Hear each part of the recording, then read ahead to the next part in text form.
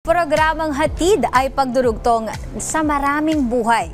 Iyan ang isa sa isinasagawang programa para sa selebrasyon sa mga donor at recipient ngayong National Kidney and Transplant Institute o NKTI. Para sa iba pang impormasyon, panoorin po natin ito. Sa bawat tulong na naihahandog sa mga tao, maraming buhay ang nadurugtungan. Tila isang napakagandang tulay ang pagkakaroon ng isang programa kung saan maari mong makilala ang taong nagbigay muli sa iyo ng pag-asa. Isang makabulang selebrasyon ang isinagawa ng National Kidney and Transplant Institute o NKTI bilang pagkilala sa kabayanihan ng mga organ donors na nagbigay ng ikalawang pagkakataon sa buhay para sa kanilang kapwa.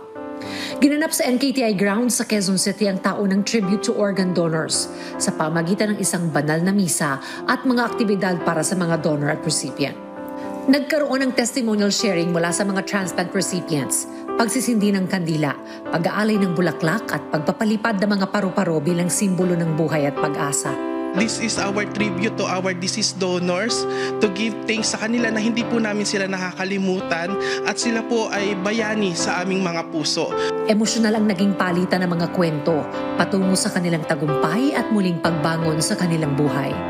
Ang aking pong dating sakristan ay nagbigay sa akin ng kidney, volunteer na talagang ini-offer niya sa akin.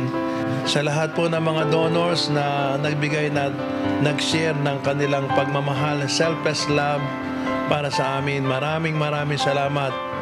Sabi ko nga kanina sa aking misa, dugtong buhay.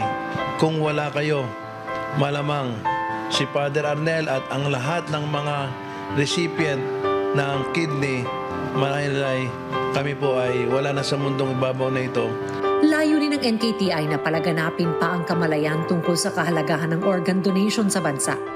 Nakikita nila na sa mga ganitong gawain, mas nakapagbibigay sila ng oportunidad mas makilala ang programa sa lahat at makapagbigay ng oportunidad na mas mahikayat ang mga tao na tulungan ng mga nangangailangan. Sa pagtatapos ng selebrasyon, naipaunawa ng NKTI ang bawat bahagi ng katawan na naibibigay sa iba. Maraming buhay ang muling nagkakaroon ng pag-asa.